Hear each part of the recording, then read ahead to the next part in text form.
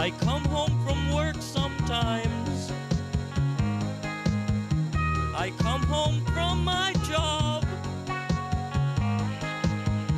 I had a hard day at the office, dealing with a bunch of rubber snakes. One of the kids is in the driveway. He's shooting skeet with my rifle. He has your mother's eyes. I think he should give them back. Hi there, boys and girls, men and women, friend and foe, everybody who's watching and those who are just listening, whether you're around town or around the globe. It's a beautiful evening here in Houston, Texas. It's the 26th of March in the year 2015 for historians looking back on the archive here. I'm Paul Colby, your host on the Public Affairs Show for the upteenth and a half time. And I'm going to bring you what I always bring you, a look at what's going on all around the place. We're going to cover a lot of topics, but we're not going to focus on what you've already heard on TV, on the radio, in the newspaper. We're going to focus on the parts that maybe you didn't hear about yet, because that's the service we provide when we get together with you here on the air and shake hands and rattle bracelets and drink our cup of coffee or our ice-cold beer. Anyway, it's springtime here and probably wherever you are, if you're in the northern hemisphere anyway. And what happens during springtime? Well, lots of stuff does, and that's where we're going to start our discussions tonight, because spring is busting out all over, not necessarily in my garden yet, or probably not necessarily in yours either, but having said that, all sorts of things are going on. We have college students on spring break. We have a rodeo going on in these parts here. And in addition to that, we have big events like March Madness, the college basketball tournament taking center stage for the time being. So I want to look at all of these things, because it's as much as things stay the same, they're always changing. With respect to spring break for college students, that's a good place to get this discussion off the ground, because what's going on is that college students who aren't studying are going to the beach, just like they usually do. But what they're doing at the beach is a little different than what they normally do, you know, having a few beers and a lot of sex and getting rowdy, da-da-da-da-da. Well, things are changing these days. There's a new thing that's very popular among college students who are at the beach this year, and that is mooning dolphins. Yeah, maybe you didn't hear about it until just now, like I didn't hear about it until very recently. Some college kids were telling me about the Order of the Sacred Dolphin or something like that. And as I tried to get to the bottom of what they were discussing, it turns out that I saw a news story. And sure enough, a lot of these college students are mooning dolphins right here on the beaches in Texas, up there in Florida, out in California. I guess it's a pretty harmless thing to do, but I'm not sure what they have in mind when they're doing it. As for all I know, it could be some sort of deeply spiritual experience. I've never tried it myself. But you know college students, they're always looking for something new, and that seems to be what it is this year. Well, that's one of the things it is this year. You know, I was at a local pub just a couple of weeks ago, and I saw this drawing on the bathroom wall. It was really arresting to me. I couldn't figure out what it was, and it looked to me like some guy with a shovel, he was planting donuts on the beach. I talked to some of the kids in the bar, and they said, sure enough, that's something that we do these days. We plant donuts at the beach.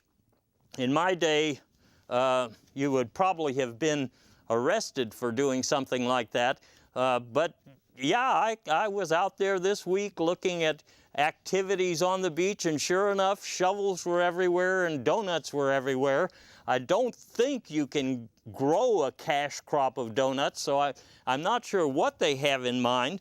And once again, it sounds pretty harmless to me, but I guess it sounds serious to certain agencies of the government. In particular, I'm thinking of the National Security Agency. My staff, you know how vigorously they work on my behalf, and what they can dig up things that people don't even know exist. Well, the National Security Agency apparently is keeping close tabs on this donut planting phenomenon. Why, I don't know. Why, I don't know. But anyway, there's donuts being planted. I think it could be cult-inspired, you know.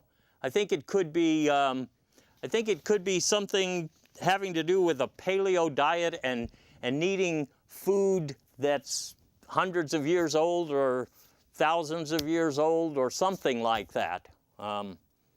Anyway, they're doing it. Whatever it is they're doing. Now, another thing that is being done by college students going to the beach for spring break, these college students are going to a pretty high-class beach. I'm talking about the Virgin Islands, not just necessarily here on a Texas beach, but going down to where it's really groovy.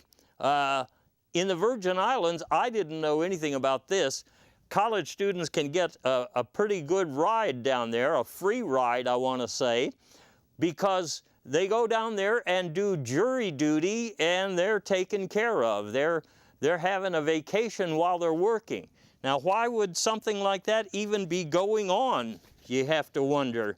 Well, as best I can tell, and once again, I sent the staff out to do some research on this, and the conclusion that we've come to preliminarily is that we actually, in this country, are prosecuting white-collar criminals.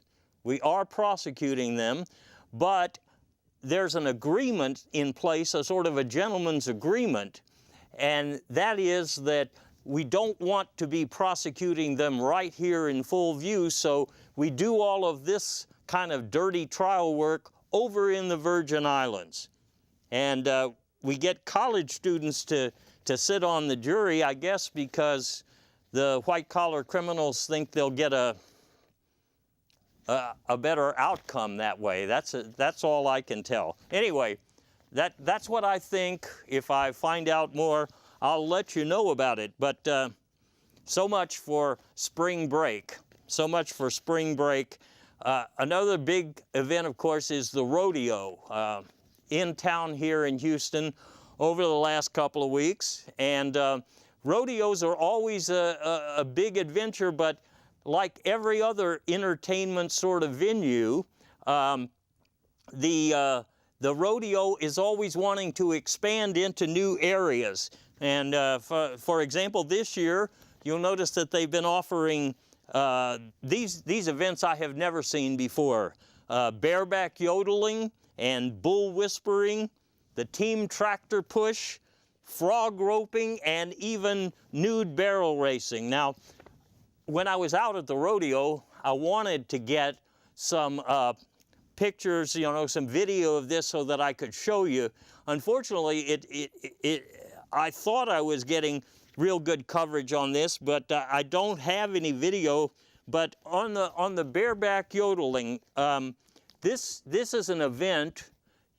As you might expect, it features some bareback riding, but yodeling at the same time. And apparently this is a challenging thing to do while you're riding bareback. I think we do have some audio, even though I don't have video. It might give you an idea.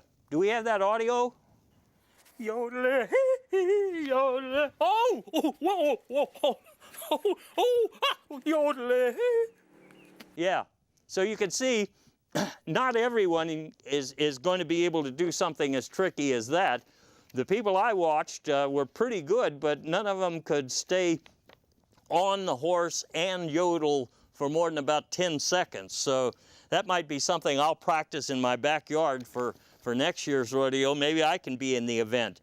Bull whispering, I don't understand exactly what I mean, I don't see how they score it, but I did watch some of these guys come up and whisper to the bulls, and it looked like the bulls either didn't like what they were hearing or whatever. But like I say, I'm not sure how they pick a winner.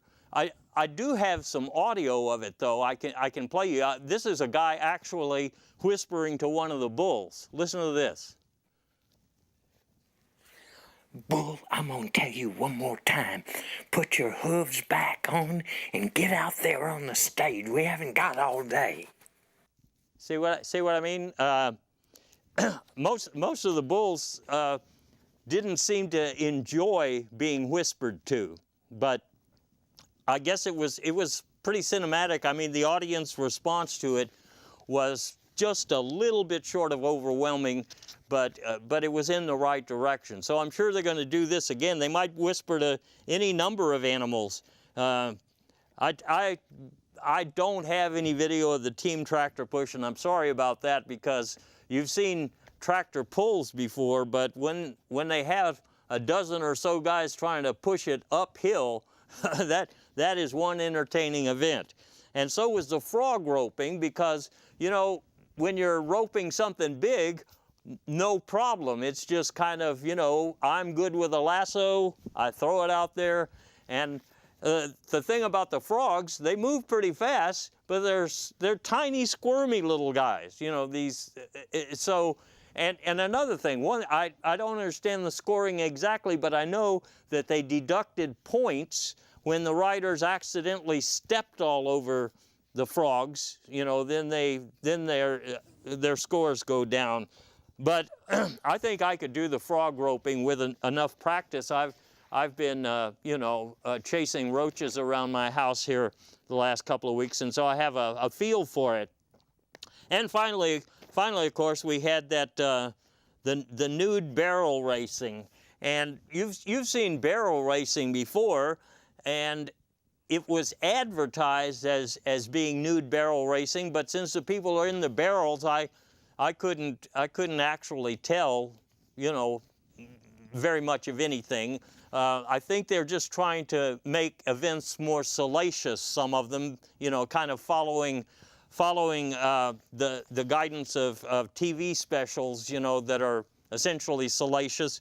But once again, I have some audio of one of these events. Maybe that'll throw some light on it in case you've not actually seen nude barrel racing. Can we play that for just a second? Get your hands off of me. When we get out of this barrel, I'm gonna slap you silly, you idiot. Yeah, I could tell some of the people in the barrel were not working well together, if you want to put it that way. They seemed to be a little bit tense about what was going on and their role in all of it.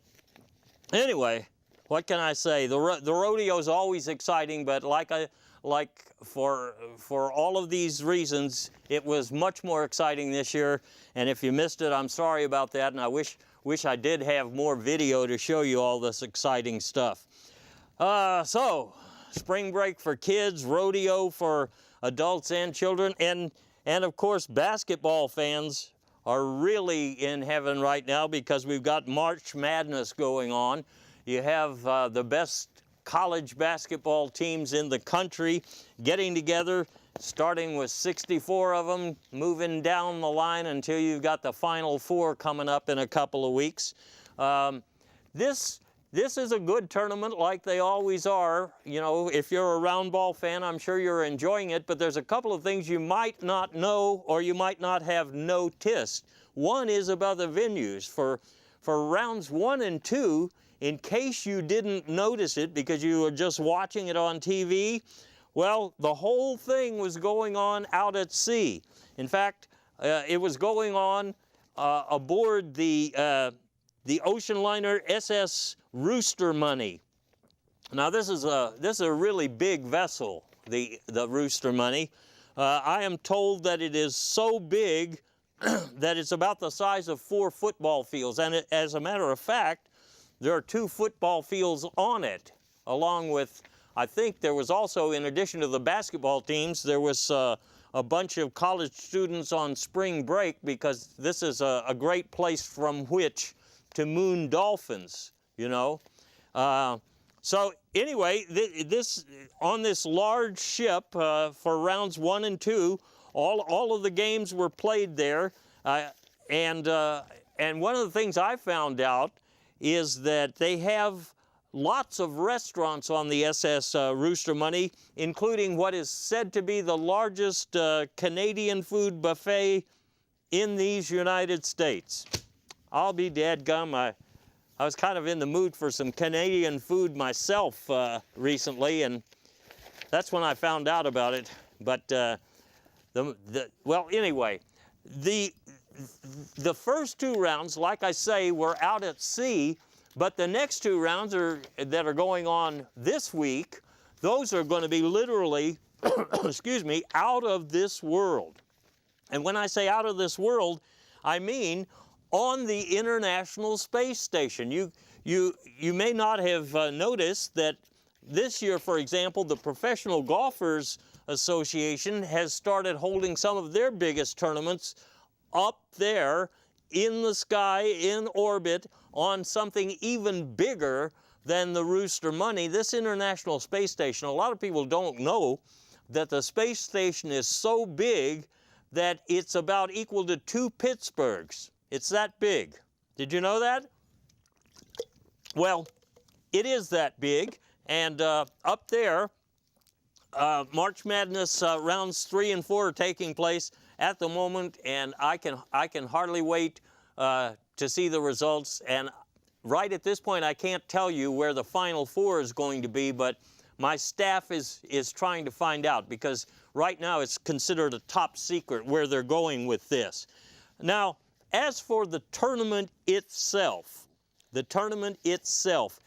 lot of you, if you're working in a downtown office or any kind of large or medium to large office, I bet you've got some money in a pool. You looked at the bracket and you picked the winners, and you probably picked Kentucky and Duke and Arizona, whatever, and you're hoping that you're going to be the one to cash in when that bracket is finally filled out. But the big surprise for this year, to me anyway, was some of these schools that made it to the big tournament for the first time. And these are pretty small schools.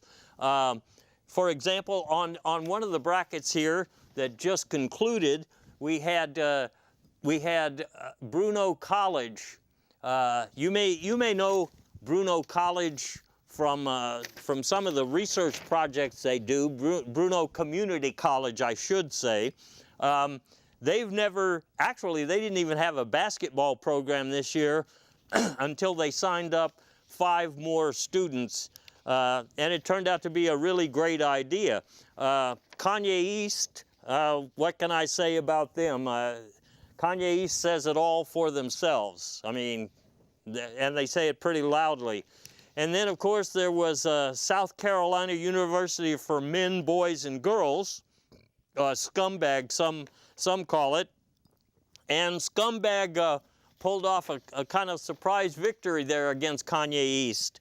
Now, the other new party on this bracket that played Bruno Community College, yeah, it says the NSA Junior College, but it's not really a college. Now, you know the National Security Agency has decided that not only are they going to listen to all of your phone calls and God knows what else, they've decided now they need to be part of all American activities. So they have wormed their way into this March Madness tournament, and a lot of us are pretty disgusted to have to watch, these federal surveillance agents mess up a nice tournament like this. But all I can say is I'm glad that Bruno Community College showed them to the door. They're out of the tournament. Of course, that doesn't mean that they're out of the building. I mean, they're in this building tonight. They're probably in your living room or your kitchen or whatever. You know, they're everywhere. But so anyway, I think that was a plus. It was a plus that we now have some new small schools making it into the big games like this. But there's some downsides, and one of the things that really irritated me is how advertising, seems to creep into almost all of our sporting events. In our baseball parks and our football stadiums, we have naming rights so that nothing is just called, such and such stadium anymore. It's got some corporate name on it. And when I was watching the basketball game the other day, I have to have an artist's conception of what I saw. There's some copyright issues here, but in one of the important games, you had people who didn't even have their school names on the jerseys anymore. They were selling their naming rights to, for example, the Donut Planter Incorporated firm. Yeah, Donut Planters. That sounds familiar. Anyway, advertising is one thing, but advertising on the back of somebody's jersey, I think that's getting to the point where we're just going to have to say no. Just stop it. That being said, they're sort of like in the context of the rodeo, adding new events for the for the March Madness games. They are trying some new things out just to make basketball more entertaining. And in fact, one of the games that's going on right now, I am told, is being played in total darkness, and I think we might have a live feed. Do we have a live feed for that we could show the people? Whoa.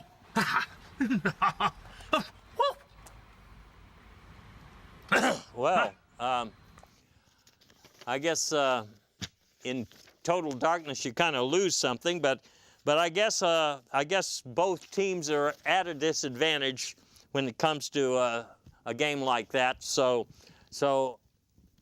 in the end, it probably makes it more entertaining. But if you put down your beverage, it's, and you are in the space station watching the game, it might be hard to find it again, or your ticket, or your keys to the car, or even your wife or children in the dark. You know what I'm saying. On the space station, it's pretty easy to achieve that total darkness. All they have to do is point you in the right direction.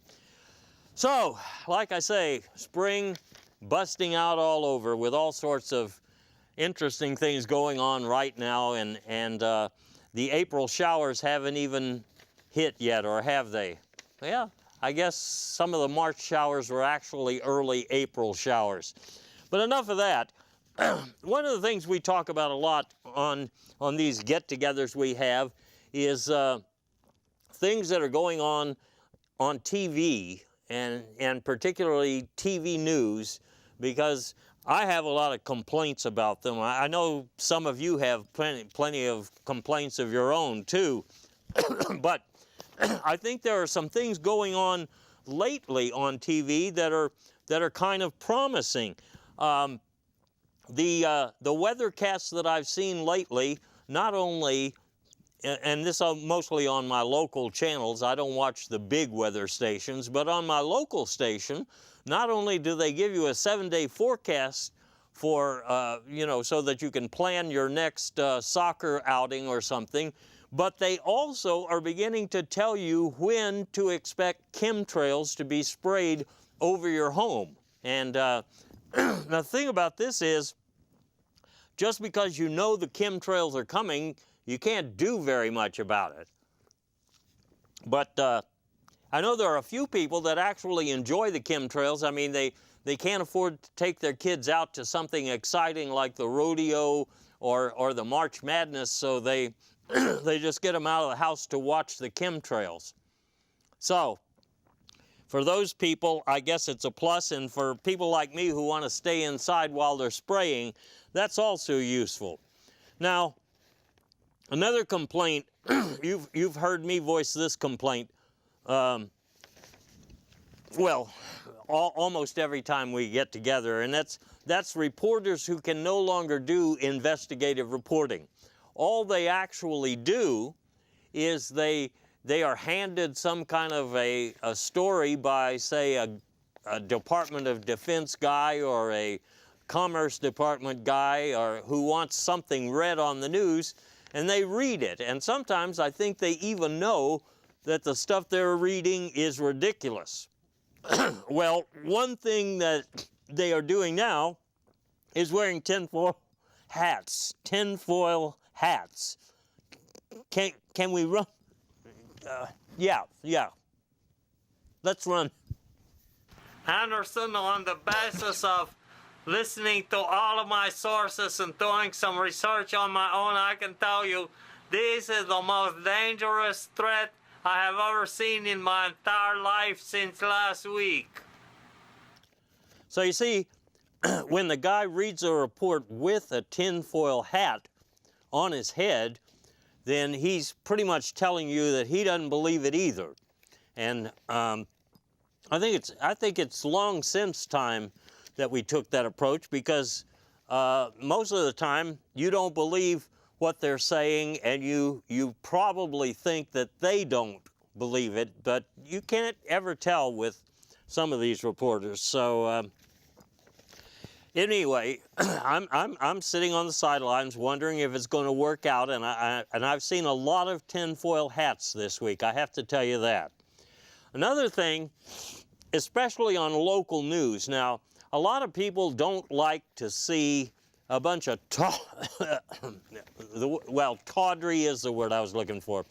Tawdry stuff on their late night news, and other people do, because you know, they don't have time to watch movies, but they like tawdry stuff.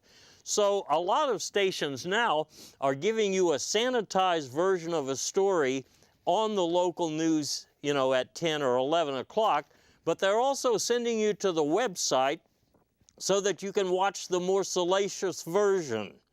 Now that's a pretty darn good idea, you know, because if you want to see something tawdry, now you have the option, and if you prefer the sanitized rendition, or, you know, no traffic accidents and none of the shooting stuff, then you can just watch the minor league version of the news. So that's an interesting development.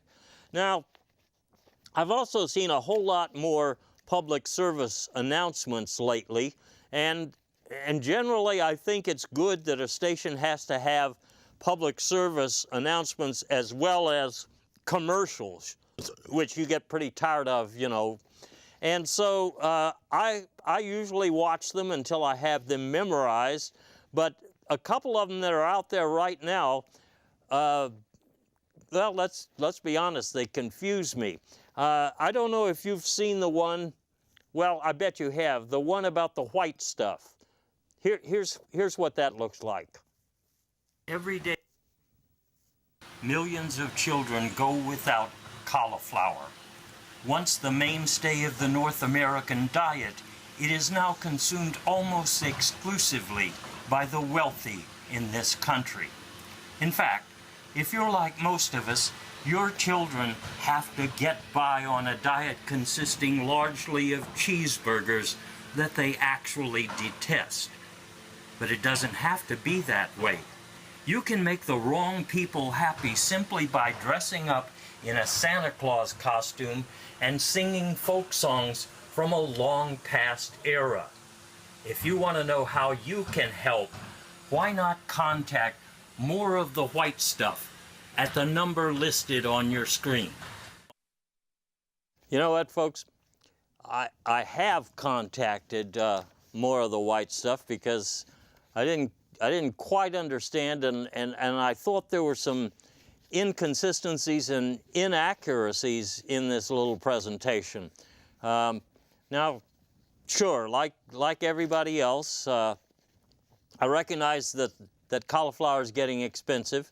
You know, $75 for a small serving like that. So in my household, we still want to have cauliflower. So, you know, we just have to make some adjustments in the budget. For example, we don't go out to see movies anymore. You know, we only go out to eat about once a month because we need that cauliflower.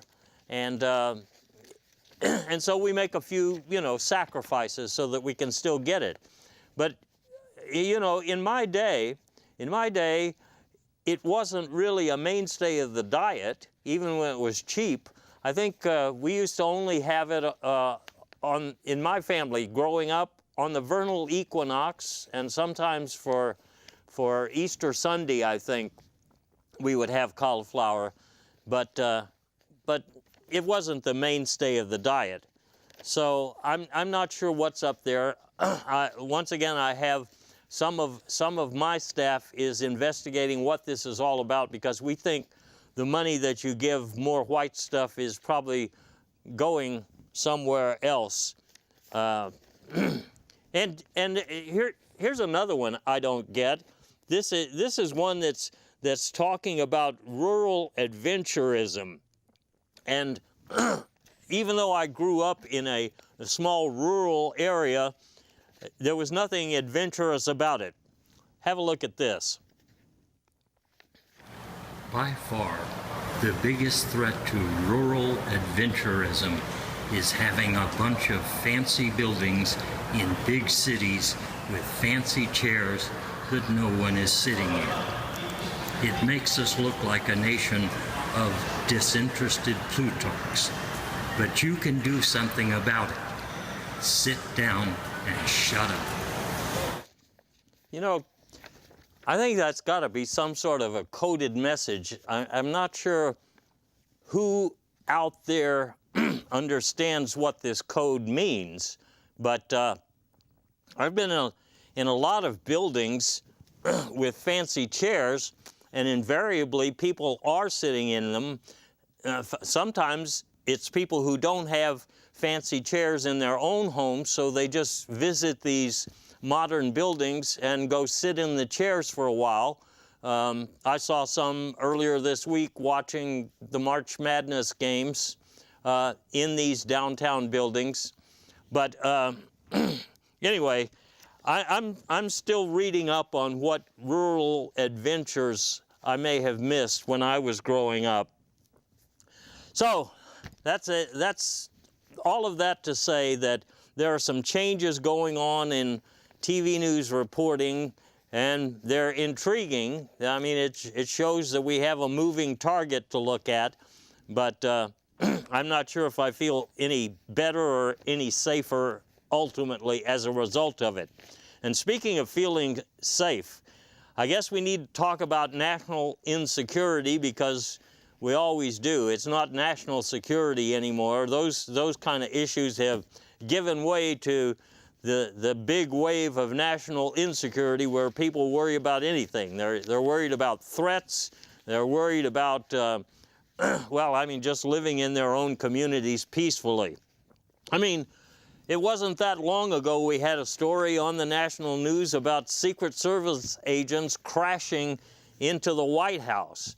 And my goodness, folks, I mean, a lot of these stories are certainly scary, except that they turn out not to be true. In this case, I think this is another thing that should have been categorized as college students on spring break, because apparently that's what it was. A couple of kids dressed up like Secret Service agents, which is not to say that dangerous persons don't occasionally attempt to enter the White House. You heard about a similar story, about 6 months ago, and now we're hearing about it again.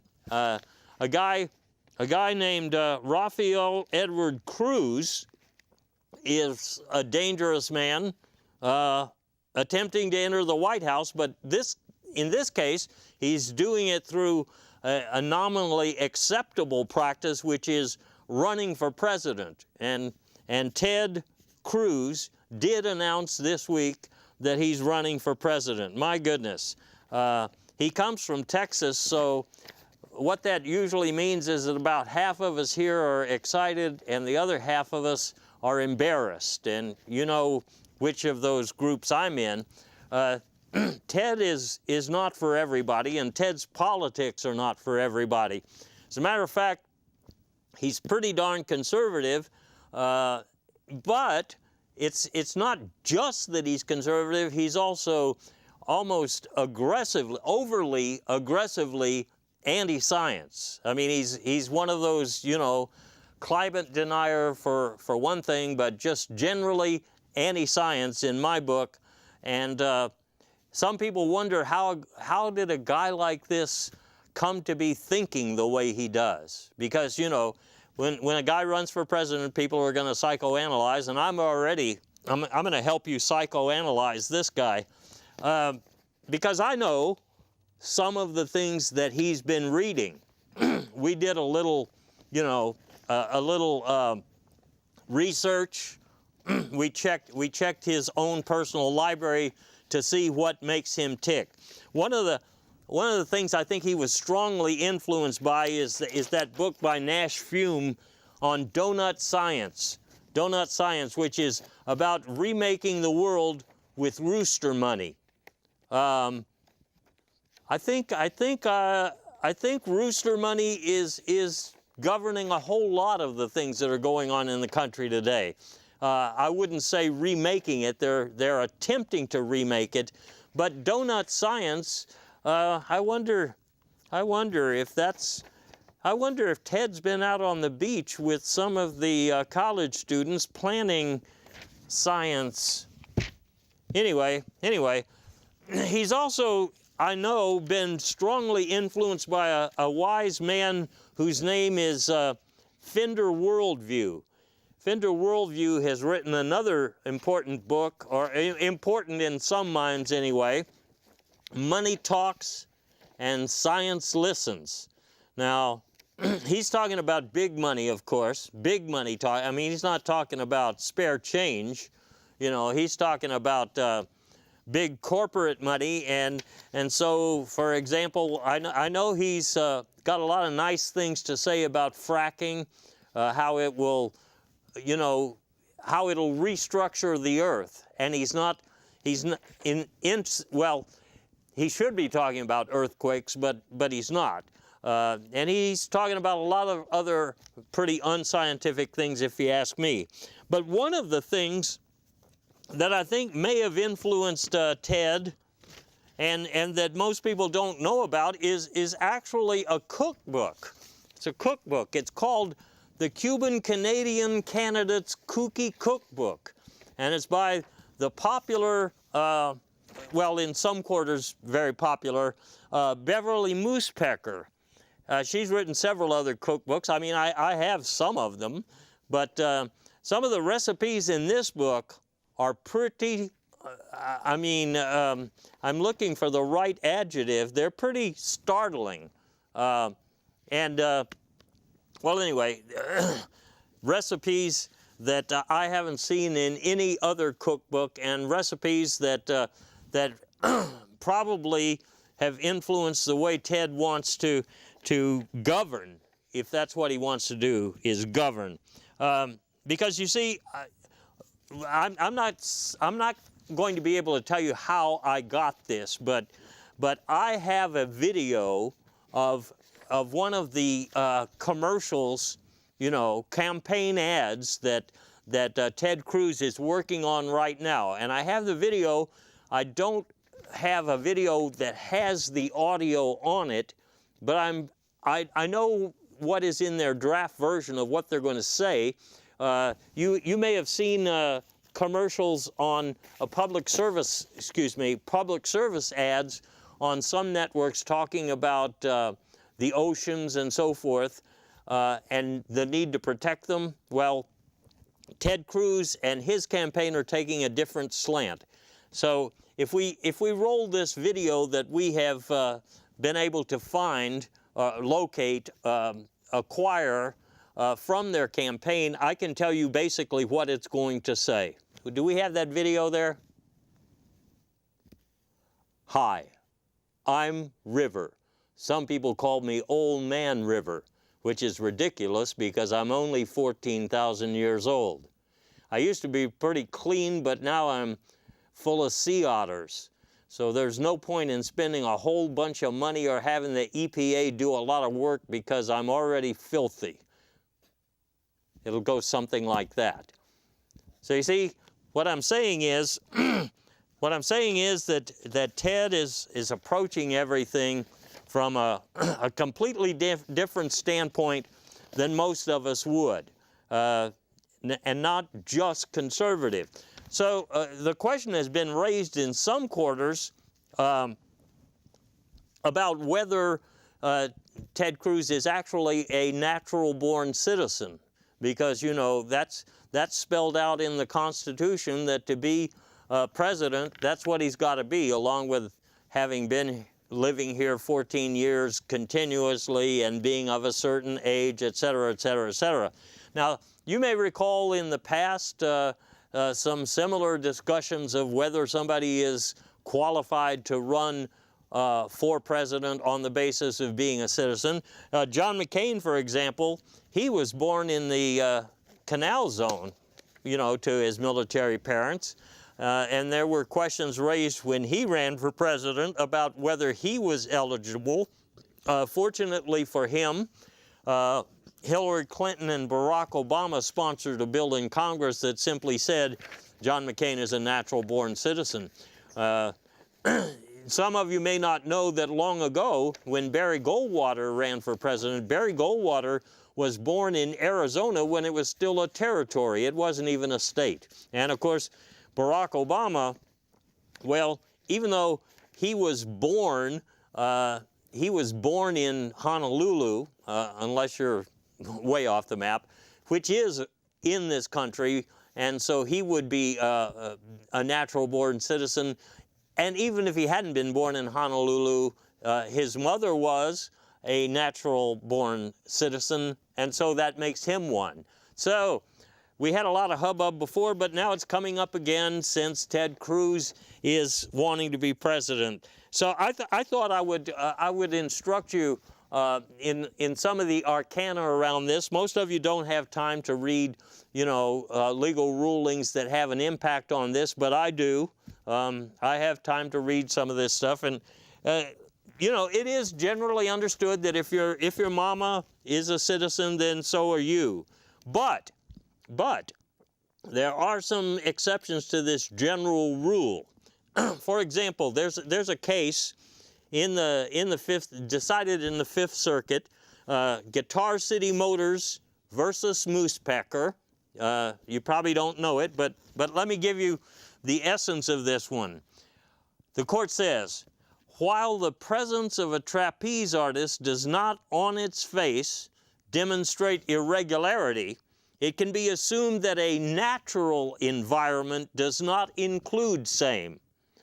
We affirm the lower court's ruling that Moosepecker is not a natural-born citizen. So that may have an impact. I don't know if there's been much research done yet to see whether there were any trapeze artists in the vicinity when Ted was born, but I'm sure that some enterprising reporters out there will get to it.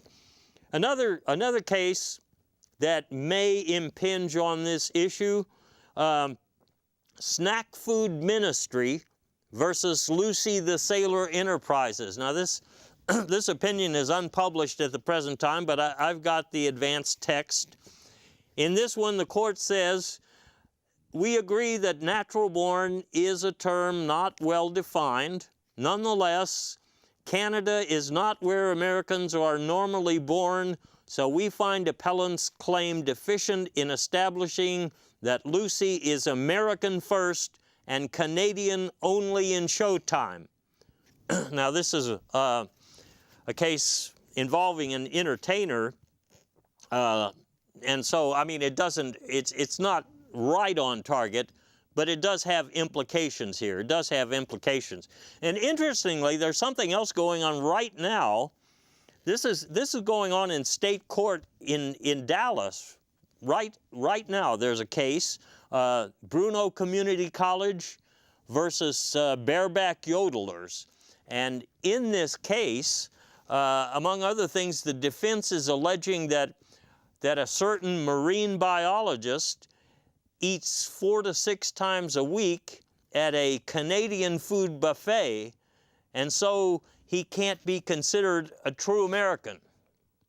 So even though it looks like a settled issue that Ted Cruz can run, I think we're going to see more of these discussions happening, and I don't know how they're going to turn out. I mean, I can tell you right now that that I'm interested in the outcome. If he does continue to pursue his race for the presidency, he has to overcome some obstacles. One is the fact that his poll numbers are not very good, and that's been widely reported. I mean, his appeal is, what can you say? It's pretty darn limited. However, as is usually the case with these presidential candidates, they say that their own internal polls show them doing a whole lot better than the polls that you're looking at. And guess what? Once again, this enterprising group of investigators that I call a staff has come up with something interesting, which is a confidential poll taken, or several polls actually taken, by the Cruz campaign. It's called 2016 Presidential Preferences. And let me explain, you know, you've heard him say, you've heard him allege that actually we're doing better than the polls say because we are preferred in certain of these polls that I've taken. Well, you know, it's a question of what question do you ask? You know, it's a question of how you phrase the question. So, for example, and it's all right here in his internal documents, he went to the New Hampshire Association of Tire Changers, okay? And he asked this question: which do you prefer, having an army of fire ants in your pants for the next 4 years, or having Ted Cruz as president? And there was, in this case, there was a preference. It was slight. It was about 52 to 48 for having Ted Cruz as president. And then he went, you know, that New Hampshire is an important state. He also went to Iowa. He checked in with the Iowa chapter of method actors who are also pipe fitters. And here they asked another question that I think is actually a leading question. Which do you prefer, having to live underwater in a pink bodysuit with George Zimmerman for the next 4 years, or having Ted Cruz as president? And, well, once again, he had a slight advantage in terms of that preference. Finally, he went to Scumbag, that is to say, South Carolina University for Men, Boys, and Girls, who incidentally was in the March Madness tournament we mentioned earlier. Here he asked a more legitimate question, which was, who do you prefer in the 2016 presidential race, Anna Nicole Smith or Ted Cruz? And a lot of people said Ted Cruz, but a surprising number of those people wanted to know if Anna Nicole Smith was still alive, because if she was, then they would change their vote. So you see, it's pretty complicated. Anyway, we've gone off on a tangent here because we're talking about national insecurities, and we were talking about one of the most dangerous threats to America there for a while. But before we leave this subject here of body of national insecurity. There are heightened tensions in parts of the country because police and communities are mistrustful of one another. And you've probably heard proposals to have police wear body cameras, okay? But that has only furthered another call for people having body cameras themselves. In other words, some people are proposing that everyone should be wearing a body camera. And of course that probably goes along fine with everything the National Security Agency wants to do, but I think it would, would really be the end result would be some kind of fashion war here. People designing the most attractive body camera for all of the people in the country who are going to be wearing it, and they'd mostly have to be unisex cameras, if you wanted to sell a lot of them. Anyway, people worry so much about their security these days. Me, I don't. I know some people have sophisticated, elaborate home alarm systems because they worry about either terrorists or just intruders coming into their private castles. Well, not me. I don't spend a whole lot of money needlessly. I think I may have told you before that I have a trained watchdog bird. So I think maybe watchbird would be what you call it. But my watchbird I've got some pictures of my watchbird in action here. He spends all day patrolling my huge country estate, and it's very inexpensive to have this kind of a surveillance bird work for you because they just need a little seed now and then, the occasional special treat, but they don't have any complaints and they don't even mind walking around like that all day long. They actually seem to enjoy it. So, having said that, national insecurity, since we cover so much, I want to make sure that on the program here, we always have art and culture as part of our mix. So on the way out, I just want to say a few things to you about art and culture. Like me, I'm highly cultured and highly artistic. So I want to share with you what's on my, books, music, movies, you name it. Right now, I'm going to share what's on my reading list. I'm reading a very interesting book by Dr. Ramon Fleck right now, which is about dinner as class warfare. And I think a lot of you have secretly understood or suspected for a long time that dinner in a family setting or in most of the settings that you've known can be hostile, can be probative, can be injunctive, can be clairvoyant, but in any case, it can be a kind of class warfare. That's what I'm getting at. And not just dinner, but maybe even lunch, and not so much breakfast because, the dolphins don't even come out until lunchtime, generally speaking. But anyway, this book, Dinner as Class Warfare, has the subtitle, which is kind of strange, How Me Got Here and When the Next Train Leaves. And I think, although I didn't say so, this probably is another one that influenced Ted Cruz. As did, I remember from college, there was a book that probably influenced this book, and that one was one from Dr. Pons de la Hucci, Class Warfare is Dinner. And this one, interestingly, the subtitle here, it talks about the mysterious practices of the donut planters. Well, dadgummit. That's what I'm reading right now. As for music, well, Madonna's got a new CD out, and it's been some time. I understand that if you play this new Madonna record at very high speed backwards, that you hear, somebody told me that it was dolphin yodeling. To me, it didn't sound like anything in particular, except that it was definitely audible. It's backwards and high speed, but it's audible. Something is going on in there.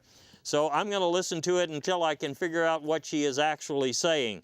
And then there's another musical project that really got my interest. Kanye West apparently has watched these new rodeo events we were talking about, and he has apparently been inspired by frog roping, the frog roping event, and has tried to capture some of the essence of that event in some new music. And I can't tell you how we got this, but I have a tape that, well, it comes from the studio where he's recording right now. I can't say how I got it, but this is going to be a sneak preview. You've never heard this anywhere else.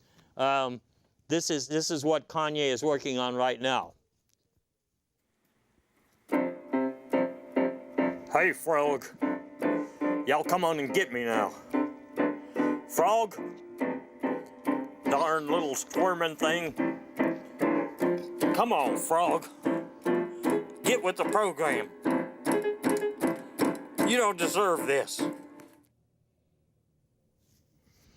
I don't know if anybody deserves this, really. But having said that, it wouldn't be spring without some new movies, would it? And then there's two that I really want to catch. As soon as the basketball games are over, I'm running out to see these myself. One is the Attack on the Federal Reserve. That one I've been waiting for a long time.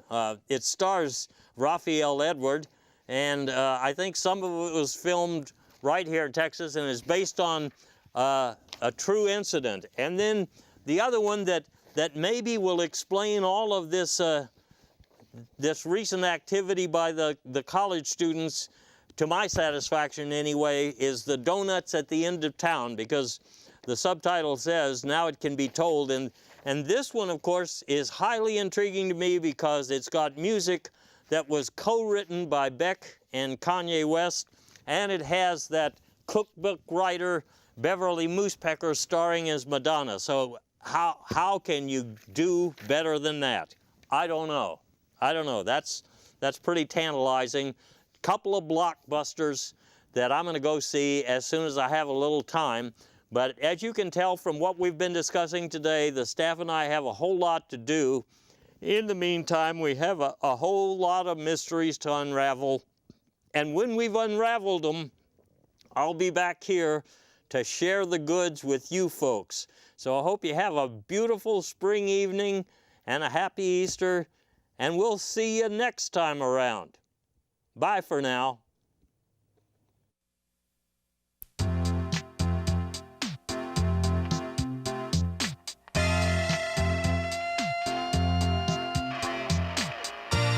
I went to Brazil just for the thrill.